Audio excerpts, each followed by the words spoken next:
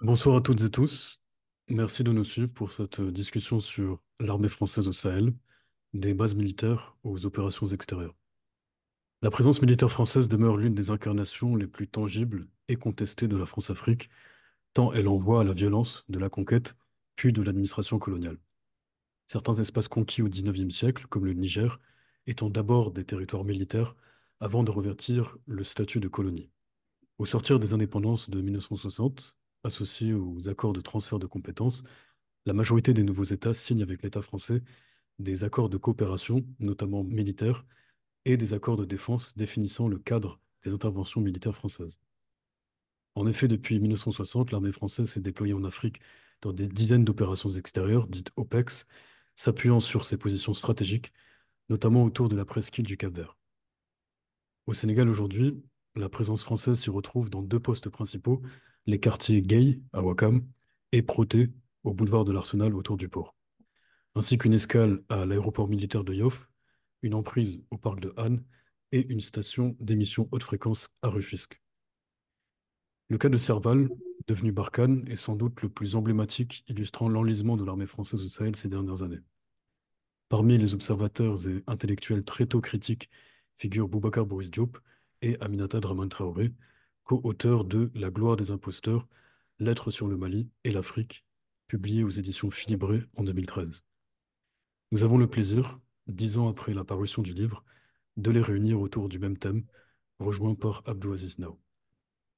Boubacar Boris Diop est romancier et essayiste, auteur de nombreux ouvrages parmi lesquels Mourambi, le livre des ossements, Domigolo, et tout récemment la traduction de Bamelo Koch Balma, Un tombeau pour Kiligadjo, aux éditions Philibré. Il est le fondateur de l'Odefouarou, unique quotidien Wolof en ligne du Sénégal, et de Edjo, maison d'édition dakaroise en langue nationale. Aminata Dramane Traoré est essayiste, militante altermondialiste et ancienne ministre de la Culture du Mali. Elle est l'auteure de nombreux ouvrages, parmi lesquels Le viol de l'imaginaire et L'Afrique humiliée, tous deux publiés aux éditions Fayard. Enfin, Abdou Aziz Ndao est étudiant en littérature africaine et postcoloniale à l'Université Cheikh Anta Diop de Dakar et coordonnateur de la campagne du FRAPP contre les bases militaires étrangères au Sénégal.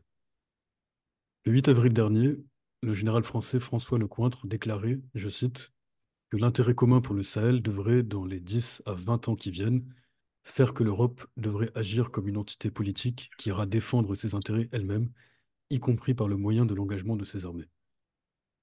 Fin de citation. Dans un contexte d'enlisement de la France au Sahel, ces propos n'ont pas manqué de faire réagir nombre d'observateurs, pour qui, en fin de compte, le général Lecointre ne fait que dire tout haut ce que nombre de militaires et politiques français semblent penser tout bas. Alors pour commencer, plus de 60 ans après les indépendances nominales africaines, comment se fait-il que l'on puisse encore entendre de tels propos?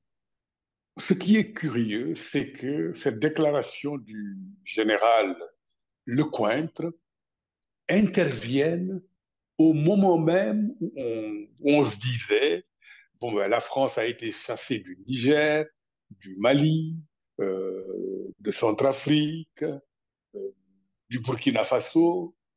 Ben, en fait, elle a tiré les conséquences de son échec, parce que c'est le seul mot qu'on puisse utiliser. Et que donc, bon, probablement, on va passer à autre chose. Je crois que c'était, comme dit l'autre, chanter victoire hors de saison. C'était trop optimiste de croire ben, qu'elle s'en irait, et puis, bon, ben, ciao, c'est fini. Ça n'a pas marché. Donc, cette déclaration, elle vient de loin. Elle vient d'un profond ressentiment, pour ne pas parler de haine et de rancœur. Et à mon avis, il faut vraiment la prendre très au sérieux. Cheikh Anta Diop rappelait très, très souvent que la sécurité doit précéder le développement. Depuis une dizaine d'années, je pense que nous rendons compte de cela.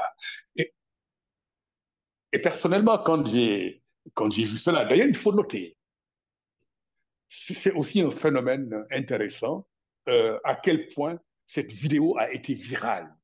On était tellement habitué à entendre ces gens tenir des propos scandaleux, qu'on ne s'y arrêtait plus.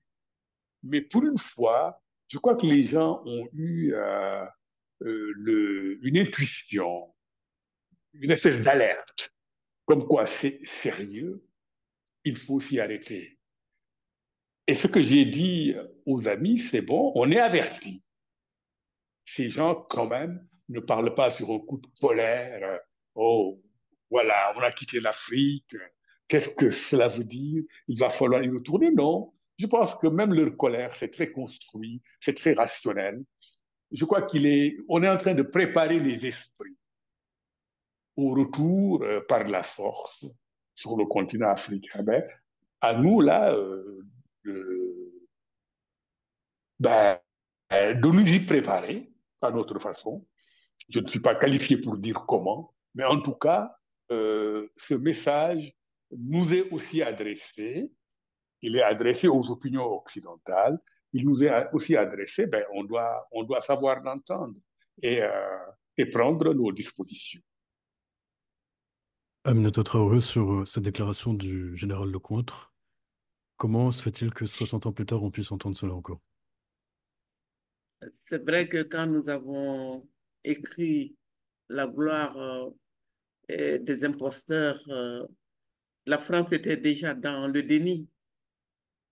Et Boris fait bien de euh, souligner la nécessité de prendre très au sérieux cette déclaration du général Lecointre. Moi, ce qui me frappe, ce même monsieur a dit sans embâche au début de l'intervention de la France ici que nous sommes venus, nous sommes là pour 30 ans. 30 ans. Alors, il fallait, là, c'était hallucinant. Et ensuite, plus tard, quand ils ont été obligés de s'en aller, il a déclaré, j'ai relevé ce qu'il a dit à l'époque en disant, on s'en va. Je rassemble mes hommes et on s'en va. Et pourquoi? Pour moi, c'est un revirement. Quand je sais pertinemment, j'ai relevé ce qu'il a dit, et c'est pas n'importe qui. Et c'était le chef de Barkhane. Et quand il parle pas de l'Afrique en général. Je crois que c'est la gifle du Mali qui n'est pas, qui ne passe pas. Il l'a dit d'ailleurs, qu'il n'avale pas, il emploie ce mot. Et ça ne passe pas. Il s'est ressaisi. Ils ont concocté un plan de retour, d'autant plus qu'entre-temps, les choses sont allées très vite. Et ils ont imputé ce rejet du Mali à la présence de la Russie. Ensuite, ils se rendent compte que c'est beaucoup plus compliqué puisque, en plus du Mali, le Burkina a dit France dégage, le Niger France dégage, et j'ai l'impression que c'est pas fini. Donc, la France perd pied. Et la France perd pied pour des raisons qu'il a évoquées. C'est très important. Il est intéressant de relever que ce faisant, et cette posture faite d'arrogance, de ressentiment, de mépris, tout ce qu'on veut, et lève le voile sur ce que la France a voulu cacher dès le départ de l'opération Serval en disant que elle est intervenue à la demande du président malien par intérim Diongounda Traoré, c'était pour sauver le Mali. Et là, sans embâche, le général Lecointre nous dit nos intérêts, nos valeurs, la démographie africaine, le risque d'être envahi par les migrants et les djihadistes. En fait, tout y est. Tout y est. Il a tout dit. Et tout est clair maintenant. Il n'était pas venu pour sauver le Mali. Nous, on a toujours dit, Boris et moi, nous avons dit que la question de la demande et ils ont outrepassé ce que le Mali a demandé, ça c'est clairement établi. Donc, Mhm. dès le départ, c'était reprendre pied dans le précaré, faire face à ceux qu'ils appellent les compétiteurs.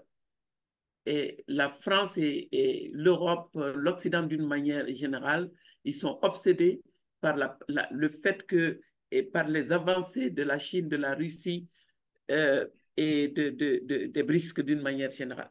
C'est ce contexte de panique, dans ce contexte de panique et la nécessité et le sentiment de déclin. Ce n'est pas lié seulement au Sahel, mais d'une manière générale, la France est dans d'énormes difficultés. Perdre pied au Sahel, c'est pas bon. Et le Mali a devancé les autres. C'est du Mali qu'il s'agit. C'est de la France au Mali qu'il s'agit quand on parle de Barkhane, mais aussi c'est de l'Europe. C'est un appel à l'Europe. Et Mhm. comme Boris le dit, eh, nous n'avons pas, il faut le savoir, il faut l'entendre, il faut en tirer tous les enseignements. Il faut se dire que l'appel sera entendu par l'Europe qui est en train de préparer les élections. Et disons, ils sont en train de préparer les élections à l'Union européenne, c'est au mois de juin, je crois. Il y a quelque chose à faire. Il y a quelque chose à faire. Et bon, je pense qu'il y a eu beaucoup de réactions. Sa déclaration a fait le buzz. Et bon, tirons-en le maximum d'enseignements. On va revenir sur tous ces points, effectivement, la place du Mali, le déclin de la France en Afrique. Aziz, avant cela, je voulais aussi avoir ta lecture de ces propos. Je pense que cette déclaration-là, ça intervient toujours dans le cadre de ce que la France a toujours fait, bien depuis un bon moment, c'est d'être dans l'activisme en fait militaire pour ce qui concerne l'euro, c'est-à-dire d'inviter les pays européens à les embarquer dans ce faux combat contre le terrorisme en Afrique, pour évidemment ce qui se cache, et le général l'a bien rappelé, c'est les intérêts typiquement français. Ce n'est pas les intérêts européens, mais c'est la France qui a besoin de cela. Je pense qu'un député italien l'avait rappelé récemment, il y a quelques années. Je pense que la France, aujourd'hui, pour garder son rang au niveau du concert des nations, a besoin des pays africains, devra défendre ces intérêts-là. Et ils sont en train de perdre du pied. La pilule ne passe pas, a du mal à passer. Et le général, avec le mépris avec lequel il répond à ces questions, et que tu vois que, il n'arrive pas à se défaire de ça. La gifle qu'il a été faite au niveau du Mali, ça ne passe pas. Et il essaie par tous les moyens de revenir. Et le mot, c'est clair, parce qu'en fait, comme tu l'as si bien dit, il dit tout haut ce que au niveau des politiciens, ils pensent tout bas, même les militaires, ils pensent tout bas. C'est-à-dire que ils se préparent à venir. Ils se préparent à venir et ils vont Mhm. faire par tous les moyens. Ils vont essayer d'embrigader le plus de monde possible dans cette conquête-là. Donc, il va falloir à nous de nous Mhm. préparer à ça. Et il ne faut pas aussi être trop émotif par rapport à ces propos. Il faut les étudier parce qu'il a étudié, il a utilisé des mots. Et ce n'est pas par hasard le fait qu'il a évoqué l'Europe dans tout ça. Il a évoqué aussi que les États africains sont dans une logique d'autodestruction, même si je le comprends bien. Donc, il a utilisé Mhm. soigneusement ces mots, surtout avec le contexte dans lequel on est. Il y a d'autres pays comme les Américains qui sont en train aussi de perdre du terrain. Ils voient une montée de la Russie concernant dans le Sahel. Et ils sont évidemment dans cette logique de vouloir revenir là-dessus. Moi, ça me surprend. La déclaration me surprend surtout en ce moment-ci parce que je m'étais dit que ils ne vont plus aller dans un impérialisme aussi maladresse comme ils le faisaient, comme je pense que Mongo Betty le disait une fois, qu'il ne connaît pas d'impérialisme aussi maladresse que celle de la France en Afrique. Mhm. Je me disais qu'ils allaient changer un peu de paradigme et qu'ils allaient être un peu plus dans le soft power, pas aussi direct, pas aussi flagrant que ces propos l'ont été.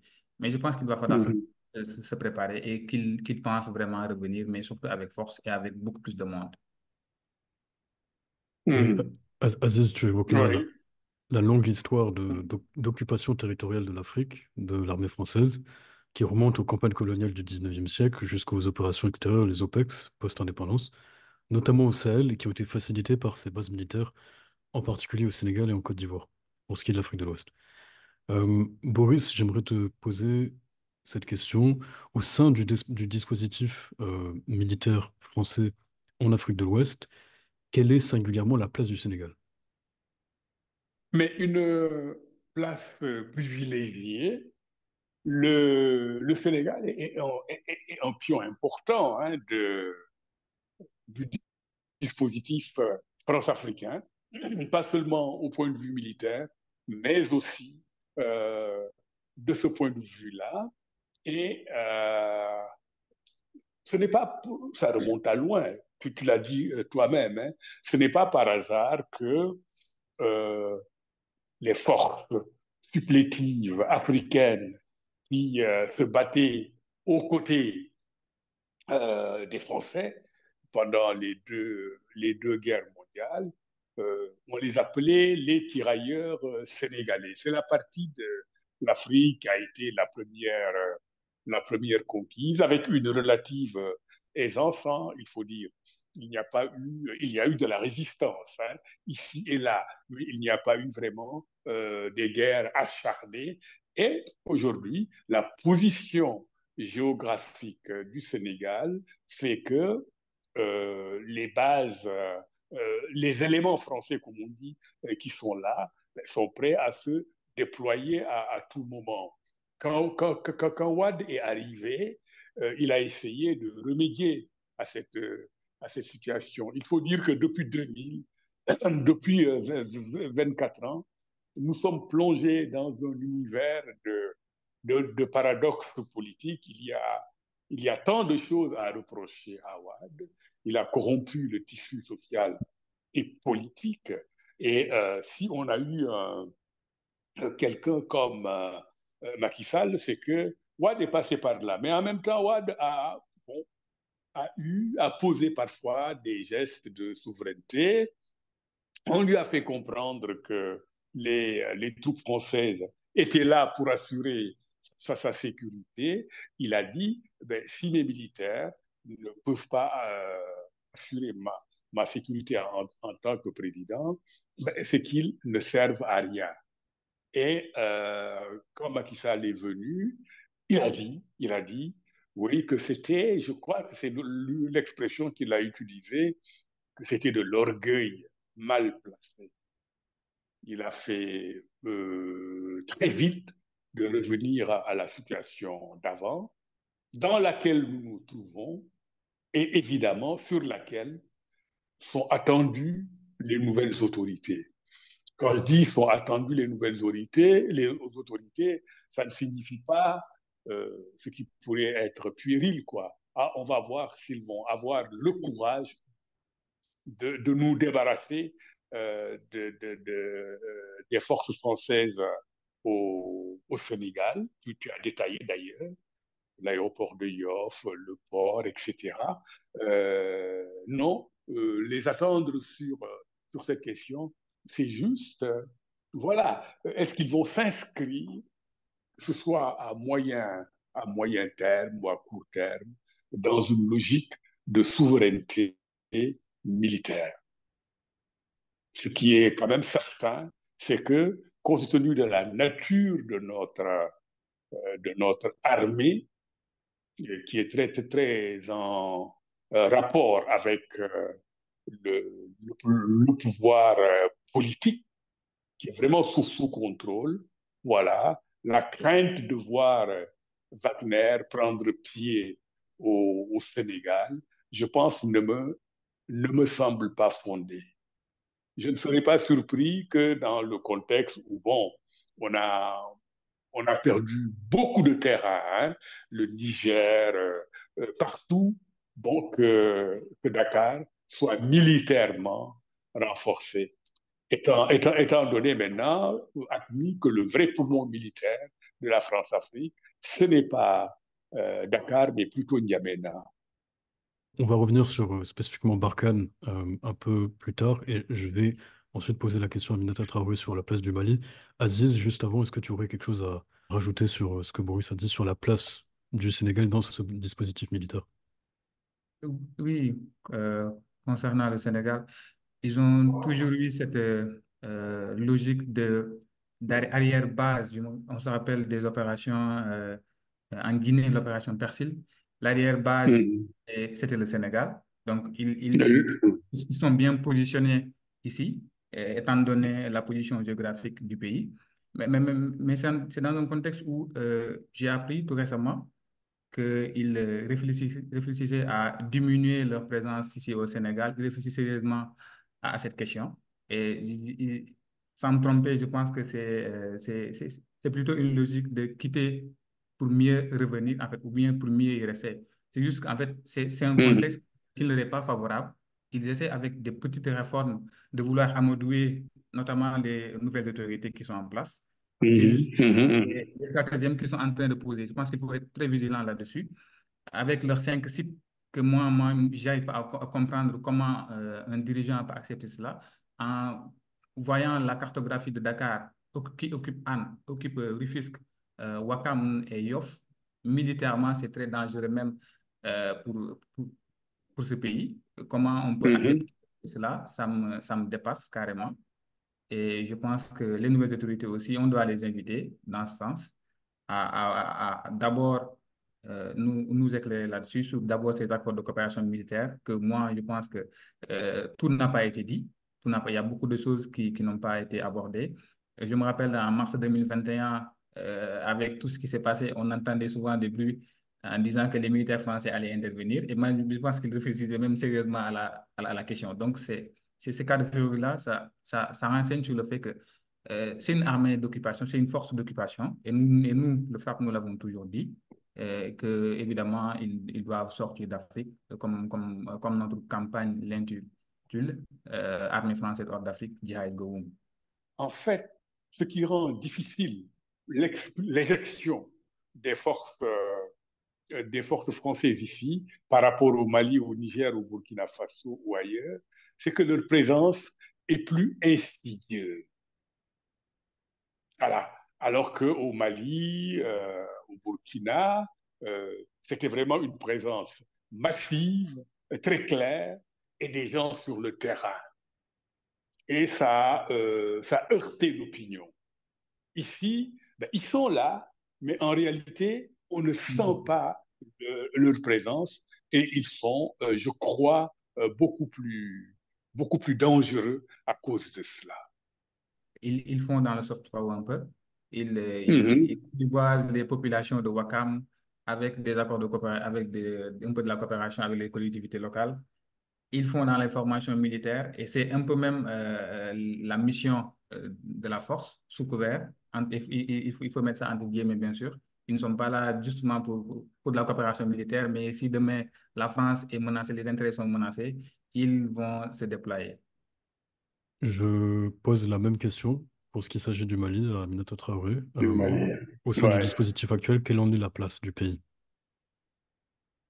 Non, moi, je voudrais dire que, franchement, nous ne nous attendions pas à une telle situation, ni au Mali, au Sahel d'une manière générale. Euh, cette guerre nous est tombée sur la tête et en 2013, à la faveur d'une série de contre-vérités, de mensonges. Boris dit que leur présence là-bas, c'est insidieux au Sénégal, mais Mhm. au Mali, on a été piégé. On a été piégé parce que l'accueil réservé à François Hollande à l'époque, des Maliens sont allés jusqu'à peindre leur corps en bleu, blanc, rouge. Le monde entier a vu l'accueil réservé Ouais, à Papa Serval. Hollande. Ouais. Et c'est pour Mhm. ça, et ils ont réussi à faire avaler aux opinions publiques françaises, africaines et internationales que il n'y avait pas d'alternative au déploiement de Serval. Mais là où les choses ont commencé à se gâter, c'est que cette présence n'a en rien, disons, contribué à la lutte contre le phénomène dit djihadiste.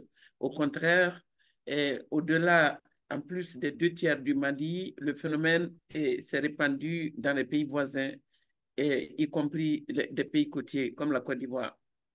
Donc, d'abord, la France est victime d'abord de ses propres turpitudes au Mali. Elle a menti. Les Maliens se sont rendus compte qu'on nous a menti. Elle n'était pas venue pour libérer le Mali.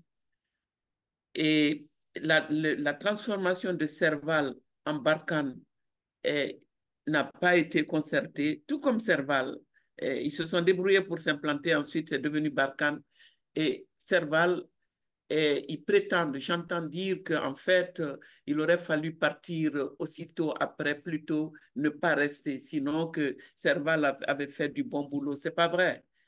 C'est sous Serval qu'on a assisté à l'extension du phénomène djihadiste dans le centre, et au Burkina et au Niger, et comme je l'ai dit, avec l'attentat en Côte d'Ivoire. Donc, moi, je pense que ce dont il s'agit, et si on n'inscrit pas ces opérations extérieures dans le cadre d'un agenda qui est, c'est le destin de la France qui se joue à travers ces guerres et cette volonté de se maintenir dans cette région. Il suffit de regarder l'Hexagone et les territoires, la France dans le monde et la France par rapport à l'Afrique. Elle est la seule puissance, ancienne puissance coloniale, à s'entêter, à vouloir se maintenir dans ces anciennes colonies de cette manière-là. Il y a une part considérable de mépris. Il y a, pour que Lecointre puisse dire que si on ne se maintient pas, ça dit que ce sera le désordre.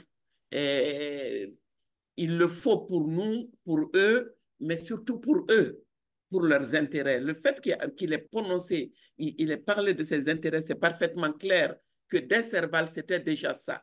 On ne nous l'avait pas dit, maintenant c'est dit clairement.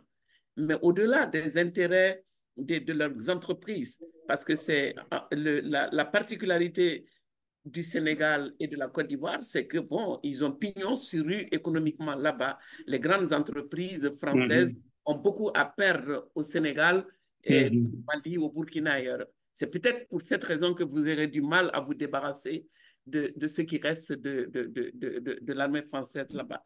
Mais ici, aujourd'hui, cette quête de souveraineté et qui n'est pas que le fait de...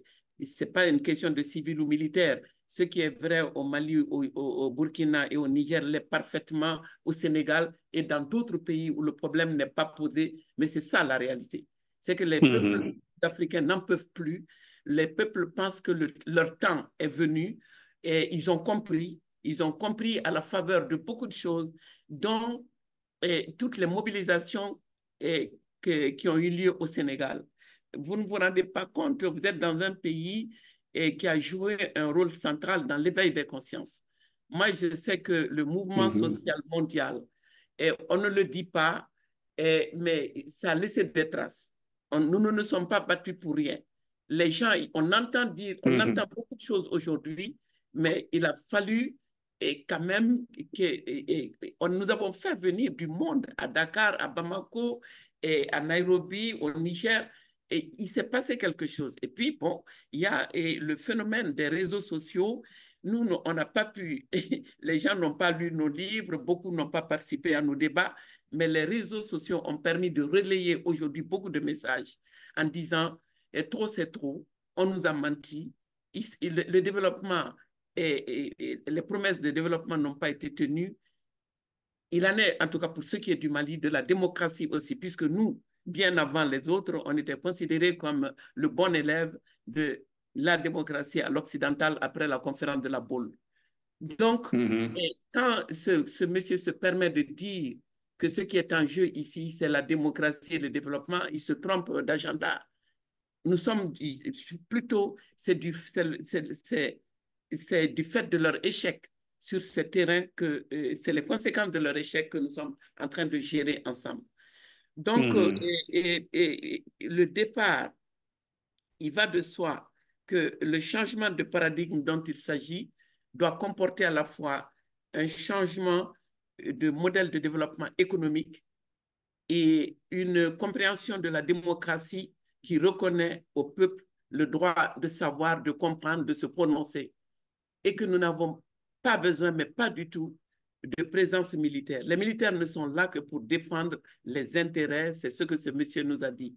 Alors, il faut maintenant déplacer le curseur, faire de telle sorte que chez vous, vous êtes sortis, disons, la phase élection est réglée, et dans les 3 autres pays, ça ne l'est pas, et ils en sont malades, ils sont pressés, ils veulent qu'on aille aux élections, comme si cela suffisait pour, disons, résoudre les maux auxquels nous sommes confrontés. L'élection est une phase nécessaire, mais elle est insuffisante si le débat sur ce dont nous souffrons, vous le savez, je le sais, c'est les questions sont éminemment économiques. Les questions sont éminemment économiques. Il n'y a pas de solution militaire. Les solutions sont économiques. Donnons du travail aux jeunes. Ils ne monteront plus dans les bateaux. Et donnons du travail aux jeunes. Ils n'iront plus dans le djihad pour l'immense majorité d'entre eux.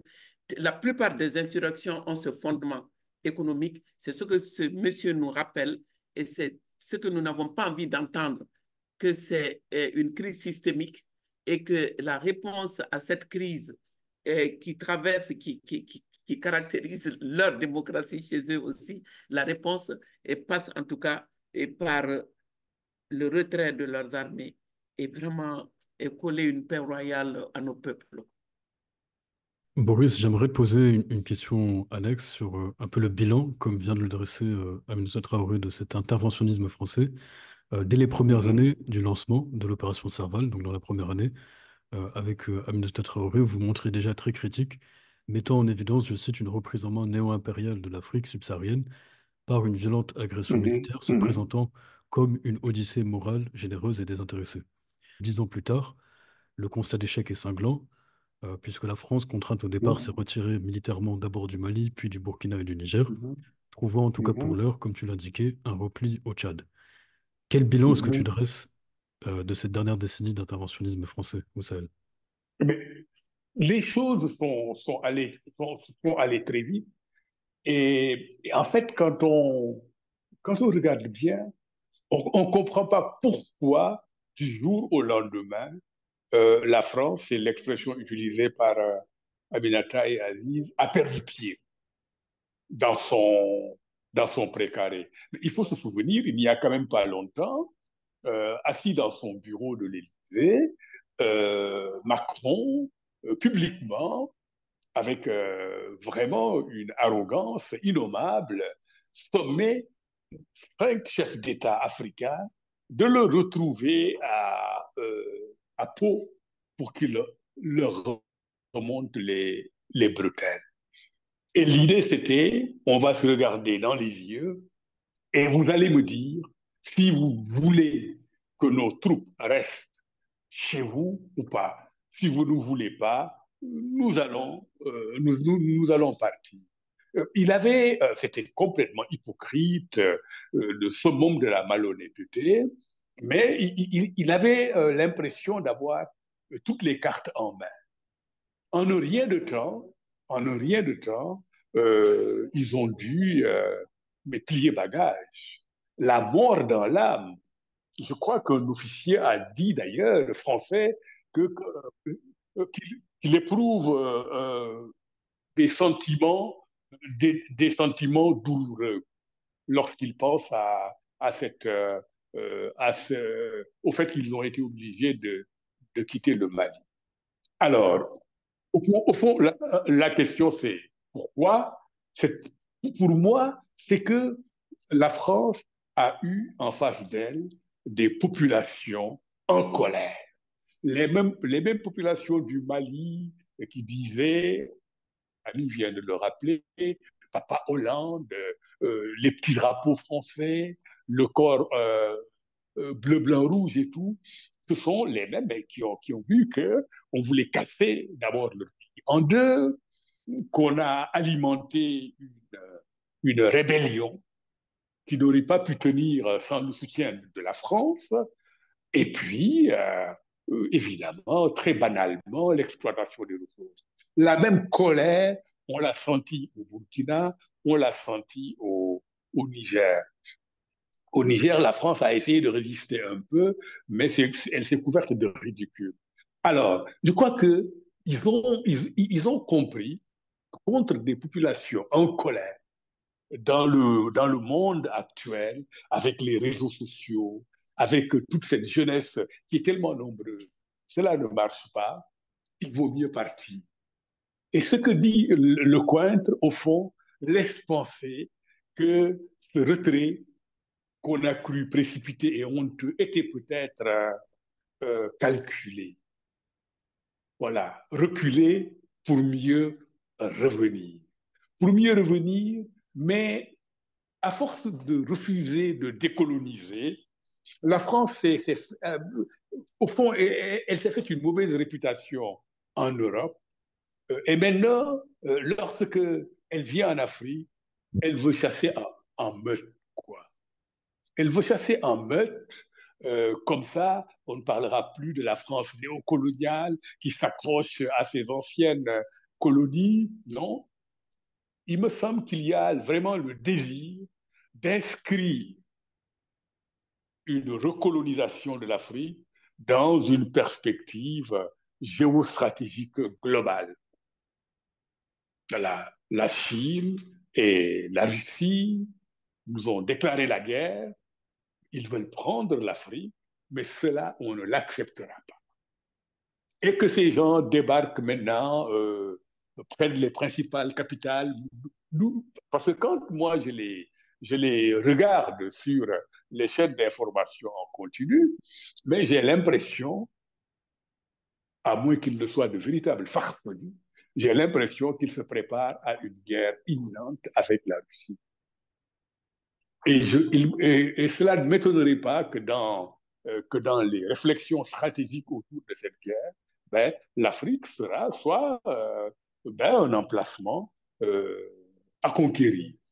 Mais se battre seul contre les populations du Niger, ben, on a bien vu, ils allaient bouffer les soldats. Voilà, ils n'allaient même plus avoir de munitions, ils allaient les bouffer. Se battre contre les populations du Niger, du Mali, etc., ça fait trop mauvais effet. Et puis, c'est la France qui revient en Afrique. Et personne n'en veut. Mais maintenant, si on a l'alibi moral, notre civilisation, contre les Chinois, contre les Afro-Russes et tout ça, on ne va quand même pas. Mais au fond, c'est ce qu'il a dit, le Cointre. Hein. On ne va pas les laisser prendre l'Afrique. Ce serait trop dur pour les Africains, parce que toutes ces guerres-là ont besoin, la fameuse doctrine des bonnes intentions dont parle Chomsky. Voilà, on va faire la guerre en Irak, en Afghanistan, mais c'est au nom de valeurs morales supérieures. Ici aussi, ils vont euh, les trouver, quoi. Je pense qu'il y a lieu de s'inquiéter. Ça, il y a lieu de s'inquiéter. Mhm. Effectivement, c'est un vieux refrain, hein. Quitter l'Afrique pour mieux y rester, ça c'est Edgar Faure à la fin des années 50, Oui, Edgar avec Faure, oui. le concept Mhm. déjà de l'Eurafrique, puis de la France-Afrique, qui est né Mhm. avant les Mhm. indépendances nominales. Effectivement, Mhm. c'est un vieux refrain. Aziz, je te pose également la question du bilan que tu fais, toi qui as été engagé depuis des années avec le FRAPP, dans ce contexte-là. Quel bilan est-ce que tu dresses de l'interventionnisme français au Sahel de cette dernière décennie? Je pense que c'est le bilan que j'en ai, c'est un bilan désastreux. Désastreux d'abord pour les pays africains, parce que je pense que l'intervention française a participé à accroître le terrorisme au Sahel, notamment dans la zone des trois frontières. Ça, il ne faut pas l'omettre. Et qu'aujourd'hui, ils ont participé activement à cela. Ils avaient leur dessein derrière. parce que le principal fonds de commerce de la France aujourd'hui en Afrique, c'est le terrorisme, c'est ce qu'ils appellent le djihadisme. Et qu'en fait, ils ont contribué à accroître cela pour mieux être présents. Pour les structures qu'ils ont mis en place, euh, on se rappelle, je pense que c'est le G5 Sahel. Le G5 Sahel, malgré que les trois autres pays, ils ont dû quitter. Mais ils comptaient notamment sur l'appui des Américains sous couvert de l'ONU. Et les Américains n'ont pas répondu favorablement à cela. Et je pense que ça a contribué aussi à l'échec de ça, du G5 Sahel. Et la France a échoué. Et la pilule a mal euh, passé et a du mal à passer. Et c'est ce qui explique même ces propos-là avec plein de mépris du général Lecointre, c'est-à-dire que on ne va pas les laisser prendre ce pourquoi on s'est battu tant d'années. Et même si on va être le riche du monde, notamment de l'Europe, on va revenir, tant pis.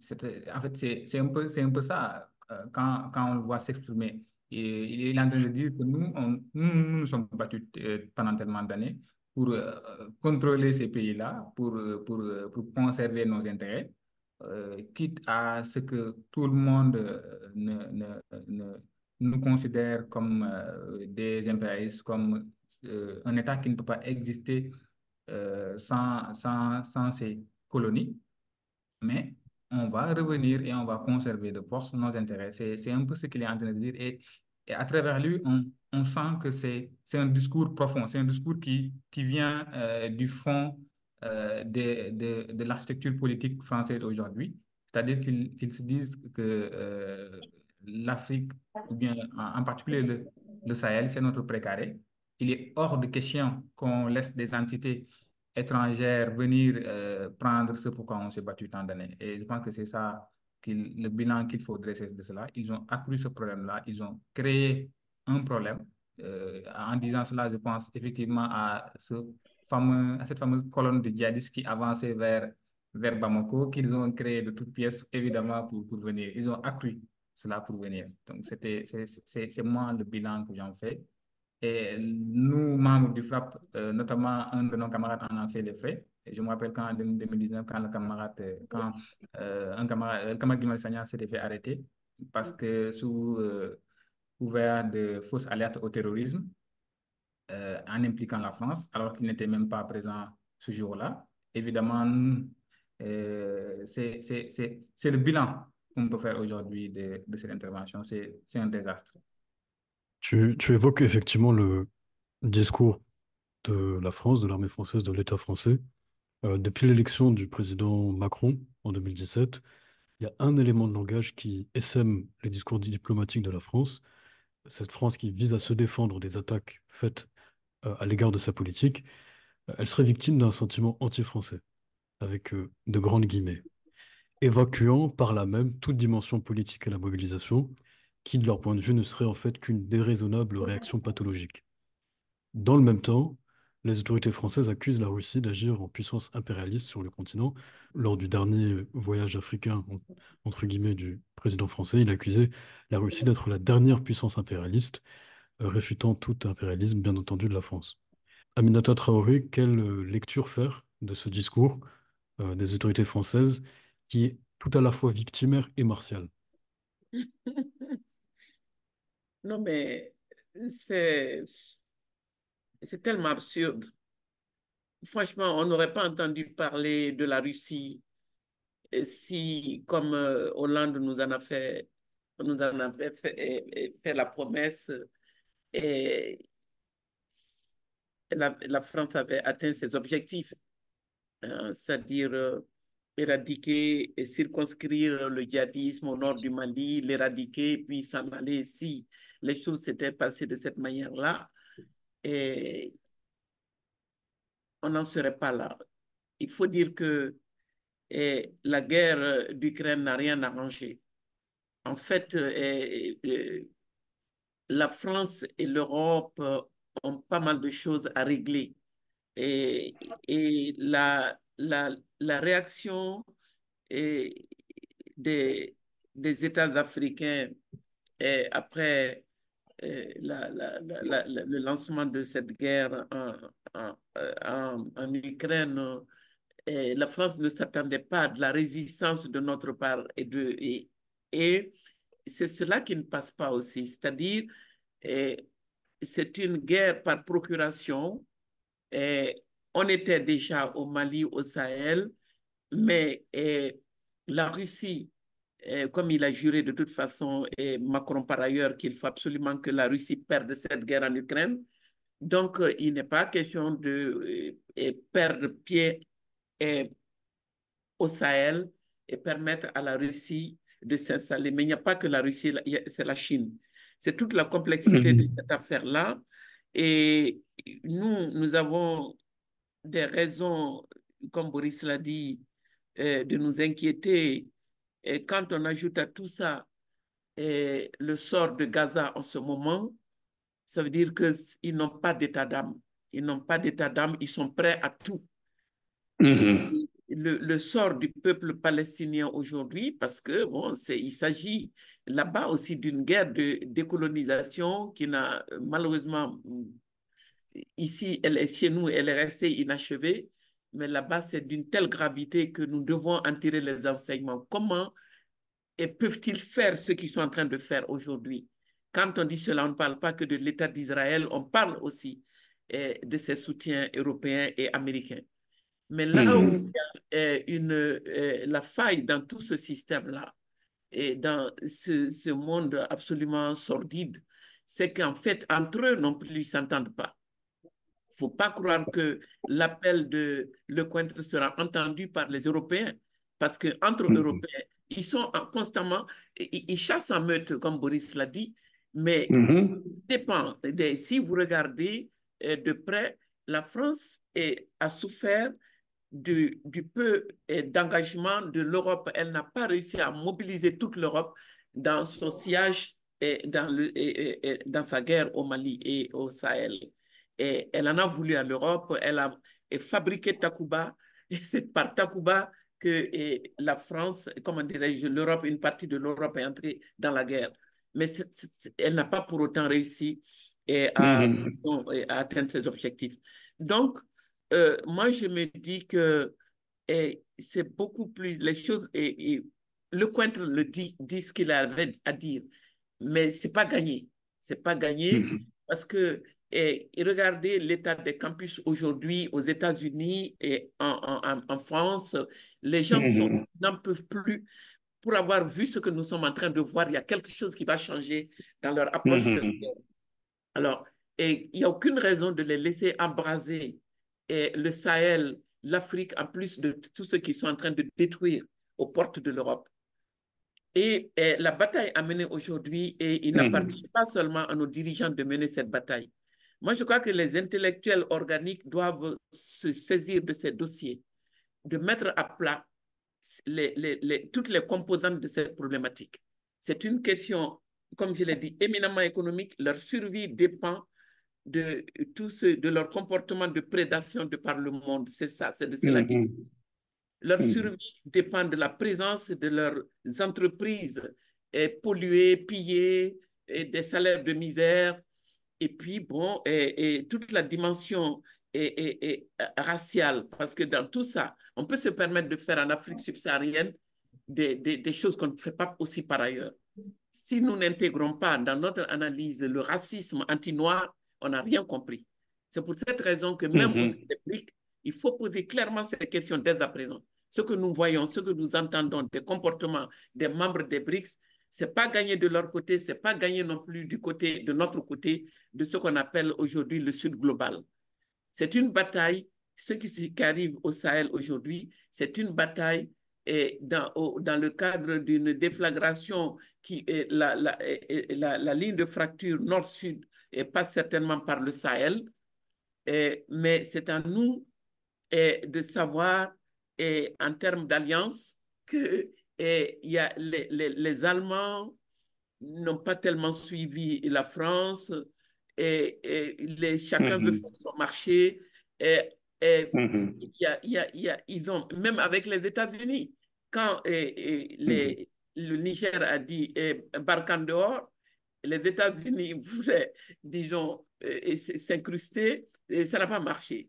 Les Nigériens ont compris, ont dit, vous aussi partez, suivez-les. On va voir ce qui va se passer au Tchad. Donc, il y a, moi, ce que nous avons gagné aujourd'hui dans cette guerre économique qui n'a jamais été présentée comme telle. On nous a parlé de développement, mais il n'y a pas de développement. Ils sont constamment en guerre pour leurs intérêts. Et ils sont en guerre pour leurs valeurs. Et ce qu'ils entendent par valeur, et ça, il faut comprendre ça très au sérieux. Et c'est la question du ventre des femmes. Je le dis sans arrêt. Quand ils ne perdent jamais de vue la démographie. C'est-à-dire c'est notre présence sur Terre qui leur pose problème. Pourquoi sommes-nous si nombreux? Pourquoi sommes-nous plus nombreux qu'eux qu'ils font moins d'enfants? Et nous-mêmes, je pense que ça, c'est un immense champ de réflexion qui s'ouvre devant nous.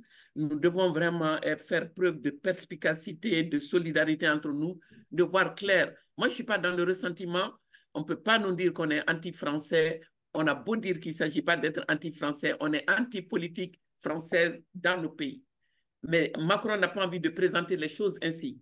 Parce que comme il est en compétition avec l'extrême droite, pour le pouvoir.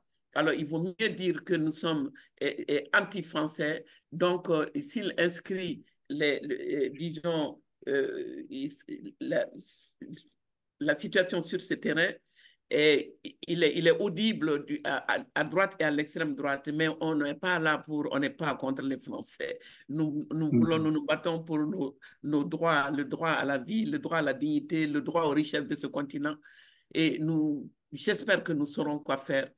Mais en tout cas, je vois plusieurs dimensions dans cette posture arrogante et raciste de Lecointre.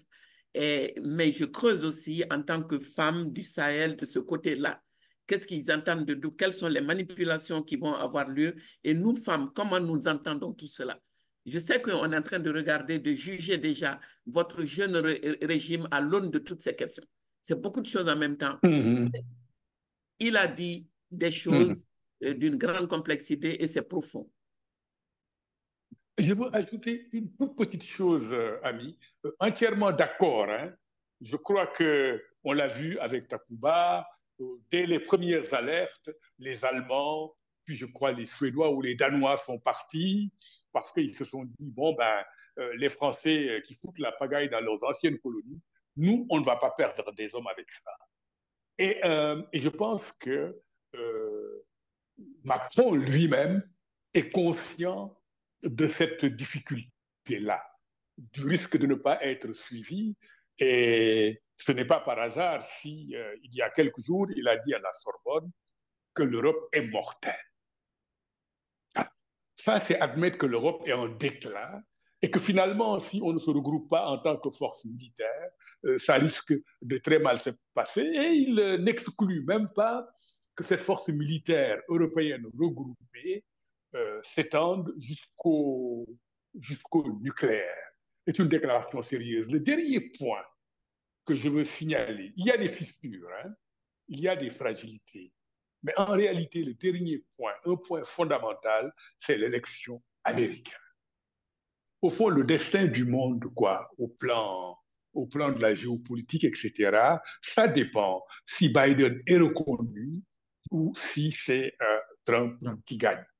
Et je crois qu'eux-mêmes, ils sont parfaitement conscients du risque que constitue une victoire de Donald Trump, quoi. Je voulais juste ajouter ça à tout ce que tu as dit. Ouais, ouais. Aziz, je te pose la même question, mais avec une précision, ou en tout cas une information en plus, c'est que le sous-titre de Frappe, c'est France dégage. Tu nous l'expliqueras bien, mais il s'agit en réalité de Pour la souveraineté monétaire, France dégage du franc CFA. Donc c'est plus long que simplement France dégage.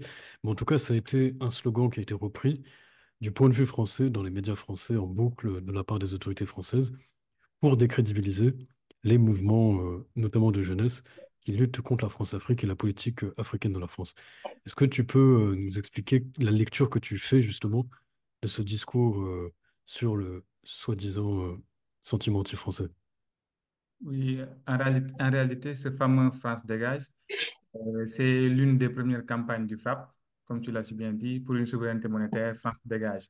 Et finalement, ce nom est resté. Et vu que le France dégage a agacé du monde, et nous nous sommes dit, finalement, on va conserver ce France dégage-là, vu que ça agace tellement. La France a créé ce sentiment anti-français-là, ce discours-là. Et Macron, en 2017, il a appelé ses préfets à mater carrément ce qui promeut ce sentiment anti-français-là. Et nous en avons fait les frais. Beaucoup d'autres entités aussi qui se réclament de ça pour la souveraineté aussi en ont fait les frais un peu partout. Donc, c'est un discours qui a été créé de toutes pièces, qui n'existe pas. Nous ne sommes en rien contre le peuple français, comme il le laisse comprendre, mais nous sommes contre la politique française en Afrique et notamment au Sahel.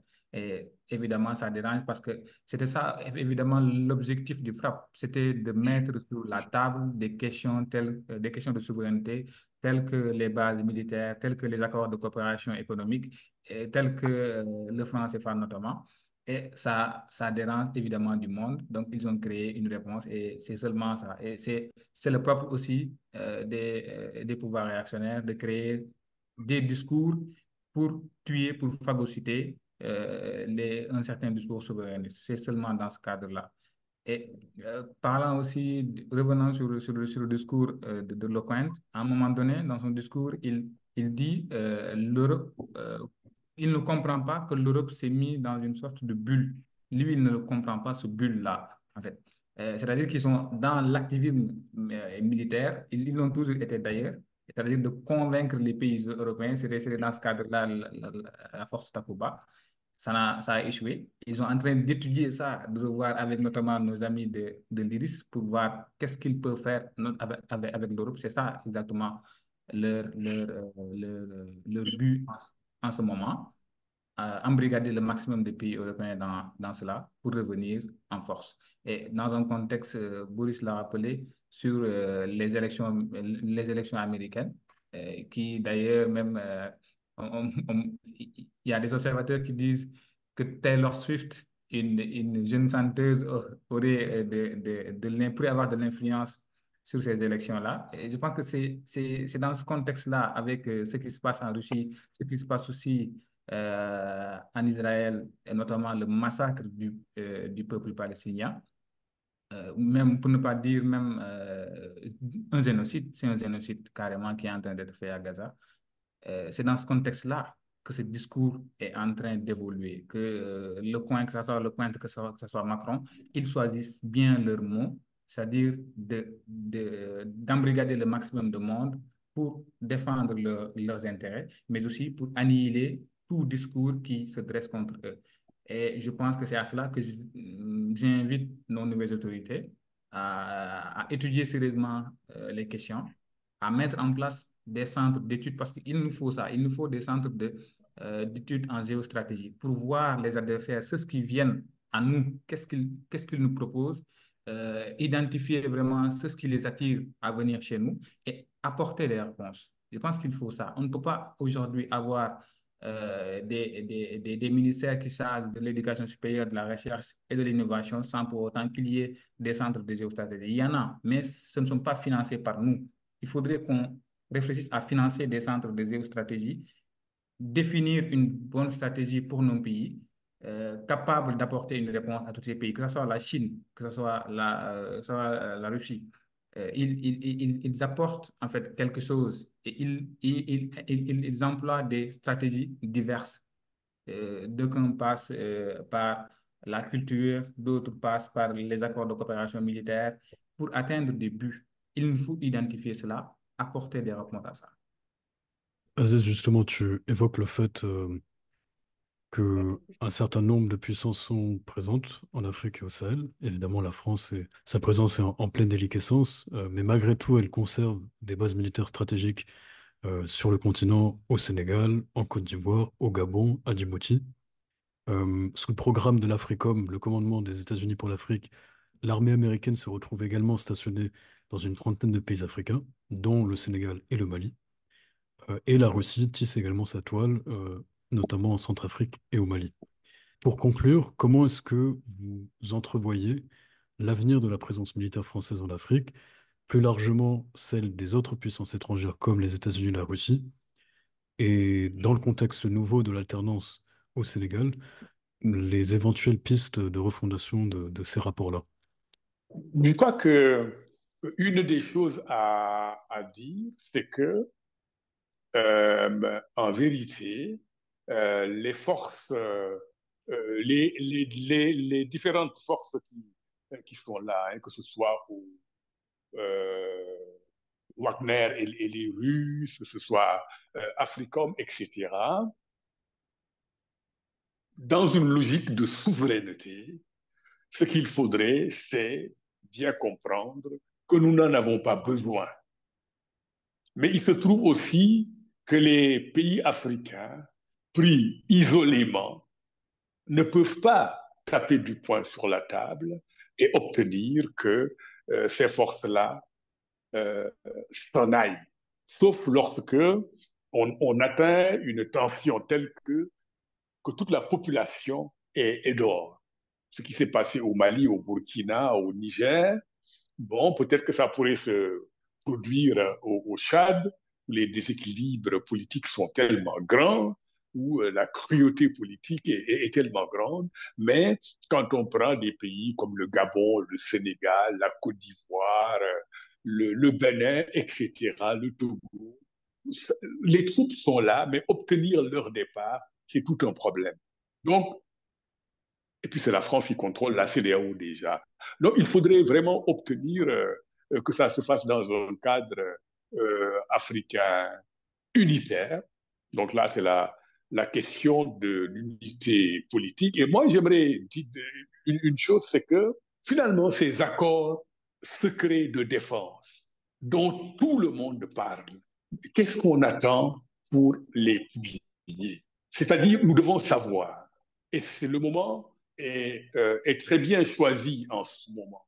Hein? Nous devons savoir au, quels engagements ont été pris par nos dirigeants, nos différents dirigeants. Bon, c'est des clauses secrètes.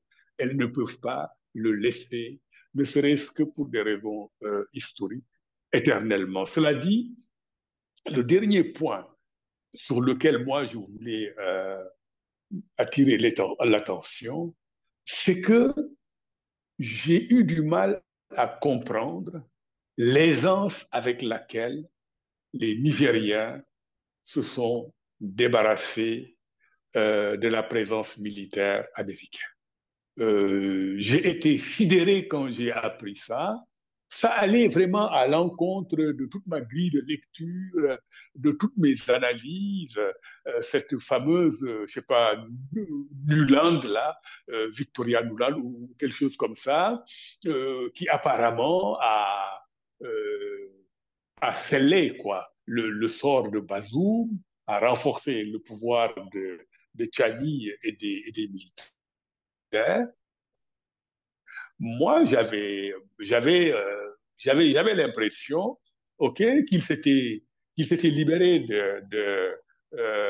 des Français, mais qu'ils euh, se sont jetés aussitôt après. Les Américains ont été obligés de. Pour moi, c'est une énigme. Hein.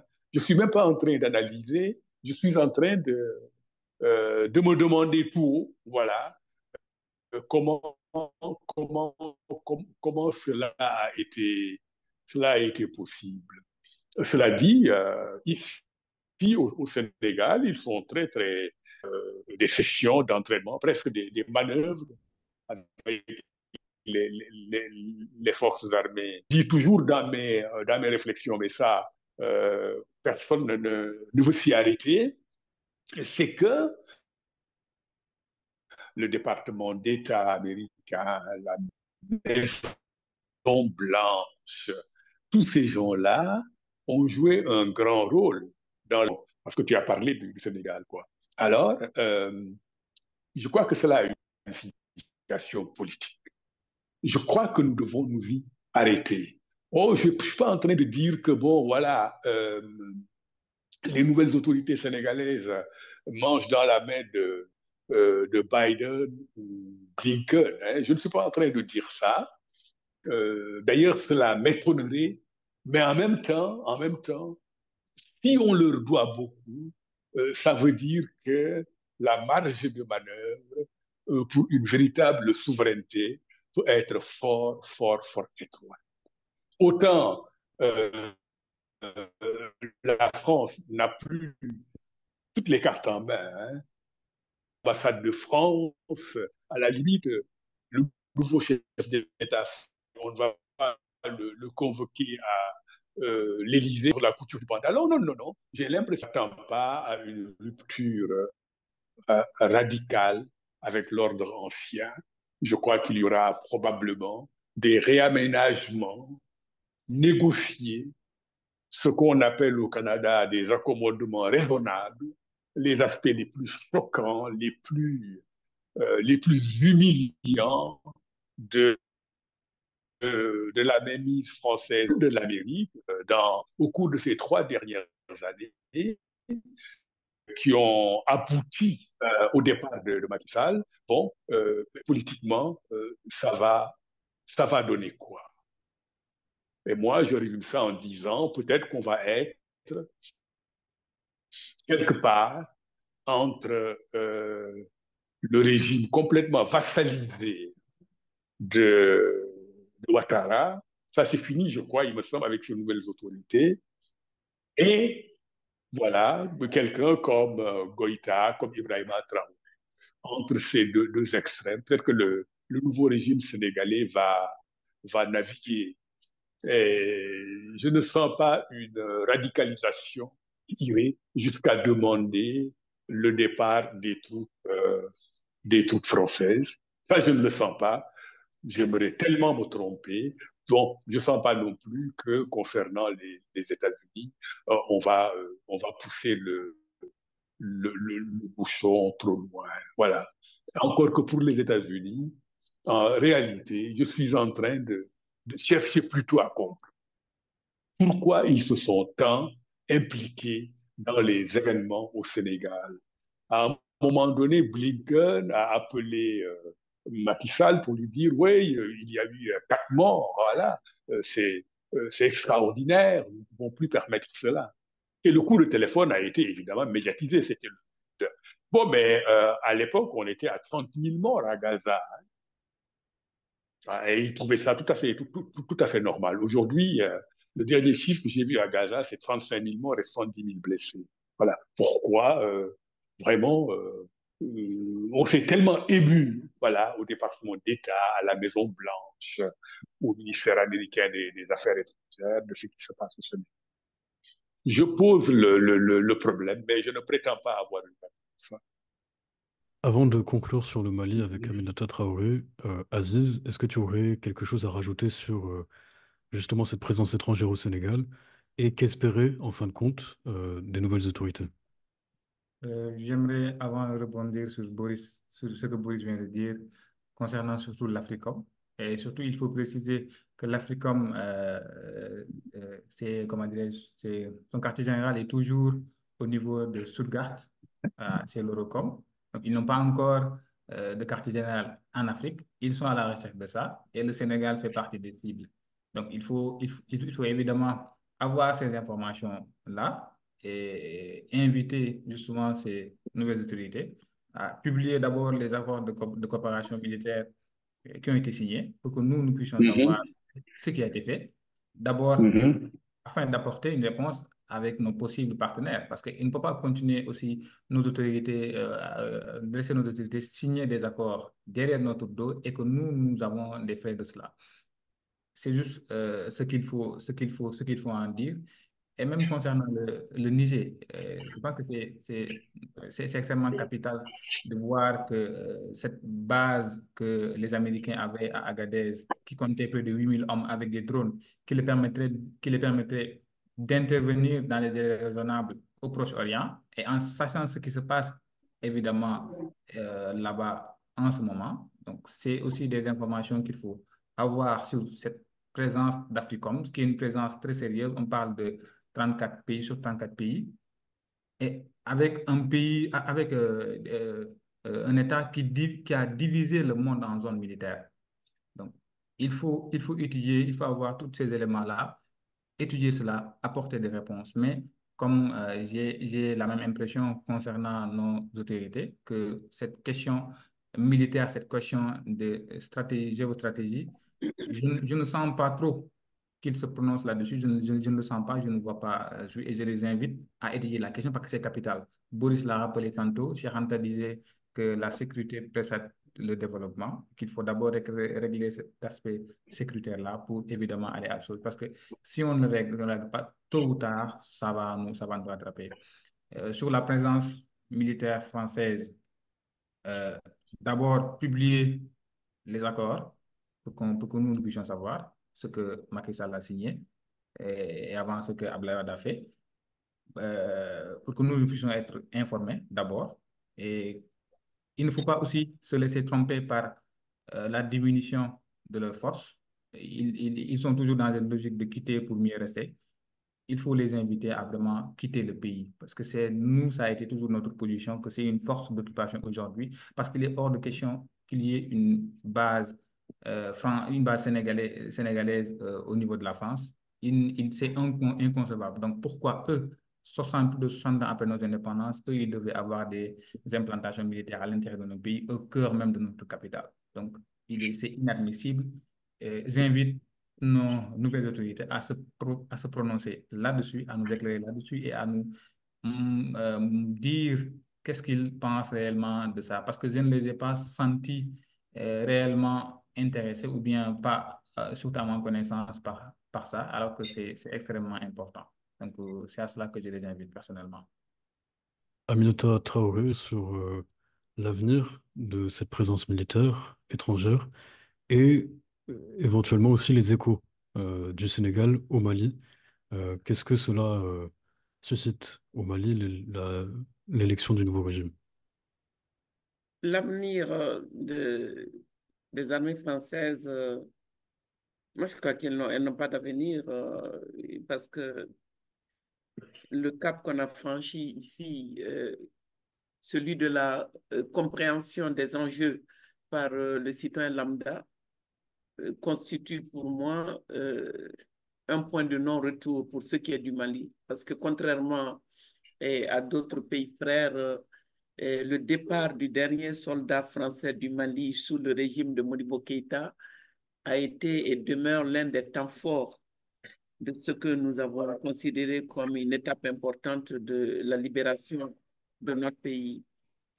Donc, moi, je considère que l'opération Serval a été ressentie et vécue d'une manière particulière liée à l'histoire de ce pays et liée à la personnalité et au choix du président Modibo Keïta après l'éclatement de la Fédération du Mali. Donc, je ne sais pas comment la France compte faire pour revenir militairement. Et de mon point de vue, en tout cas, c'est pas rien. On ne peut pas passer. Ce qui s'est passé, cette résistance et cette insurrection populaire contre la présence militaire étrangère, plus particulièrement française, de mon point de vue, n'a rien de banal. Et moi, j'attache beaucoup d'importance à cela. Alors maintenant, c'est clair que nous avons suivi avec beaucoup d'intérêt ce qui s'est passé au Sénégal, c'est-à-dire un véritable séisme politique survenu après ce bras de fer entre Macky Sall et une bonne partie de son peuple. Et il y a des similitudes, il y a beaucoup de similitudes. Moi, je crois que pour avoir subi les mêmes politiques économiques destructrices du tissu social et des économies locales, nous sommes confrontés de part et d'autre aux mêmes difficultés et les attentes des populations sont considérables et c'est ça qui va peser dans la balance maintenant, qu'il s'agisse eh, des dirigeants démocratiquement élus au Sénégal ou des régimes militaires dans les 3 autres pays sahéliens. Moi, je crois que le défi, le véritable défi, c'est comment aller vite dans la satisfaction des besoins des populations. Il s'agit de, ça paraît, les besoins les plus élémentaires. Et manger 3 fois par jour, se soigner, l'eau potable. Ici, on est confronté à un problème d'énergie. Je crois que tout cela, c'est cela qui nous interpelle. Donc, comment on va les résoudre chez vous et ici? Est-ce qu'on va passer par les mêmes voies? J'en sais rien. Et, et le décryptage de Boris me semble pertinent. Aujourd'hui, on a 2 modèles, on peut dire, en tout cas, on est face à euh, 2 types de régimes, si on veut faire, pour faire vite. Il y a d'un côté les choix politiques et économiques d'Alassane Draman Ouattara et son rapport, ses relations à la France. Et de l'autre côté, chez nous, ici, on est dans une démarche de rupture avec l'ancienne puissance coloniale. Et en termes de choix économiques, je crois que pour l'instant, on est tenu. Malheureusement, on retrouve encore ici et pas mal d'entreprises françaises, pas autant que chez vous, mais ici, elles sont présentes. Et on essaie de diversifier, on essaie de faire différemment, mais le temps presse. De part et d'autre, le temps devrait être notre allié, mais tel n'est pas le cas. Mais que faire?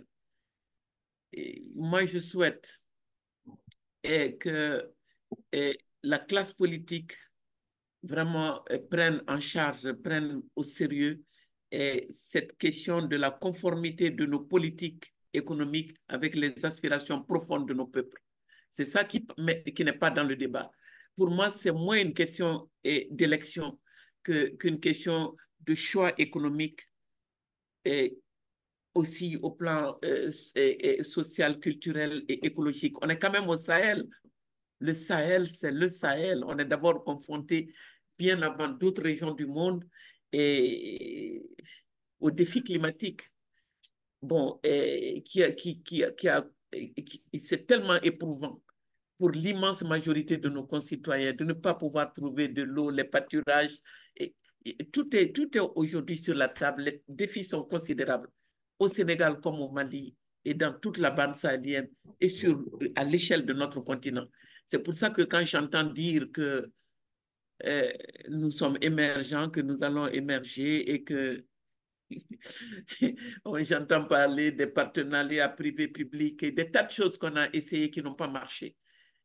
Et il faut aller vite dans l'examen de ces solutions euh, vraiment qui ont conduit nos pays dans tant d'impasses économiques, politiques et sécuritaires. C'est ce que je peux dire à ce stade de l'évolution de notre région. Et moi, euh, c'est vrai, je suis très préoccupé comme vous tous, comme tout le monde, tous qui savent ce qui se passe. Mais je crois qu'on a considérablement gagné en compréhension de notre situation.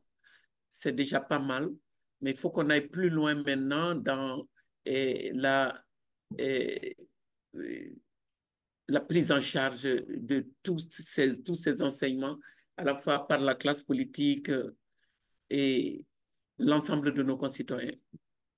Sur ces mots de ces enseignements multiples, des défis auxquels sont confrontés les pays du Sahel, notre échange touche à sa fin. Mes remerciements aux FRAPP pour le cadre de discussion et aux camarades qui les ont rendus possibles, en particulier Abdelaziz Nao, Suleiman Gay et Abdoulaye Seck. Et enfin, je remercie nos intervenants d'aujourd'hui, Boubacar Boris Diop, Aminata Draman Traoré et Abdelaziz Nao. Merci à toutes Merci. et tous. Merci beaucoup, Merci. Florian. Merci, Merci, Aminata. Aziz, Florian. merci beaucoup. Merci, Boris. Merci, Aziz. À bientôt. Oh, Merci à vous. ok, Merci allez, d'avoir Merci. répondu à allez, l'appel à du peuple. très bientôt, hein. À très Merci. bientôt.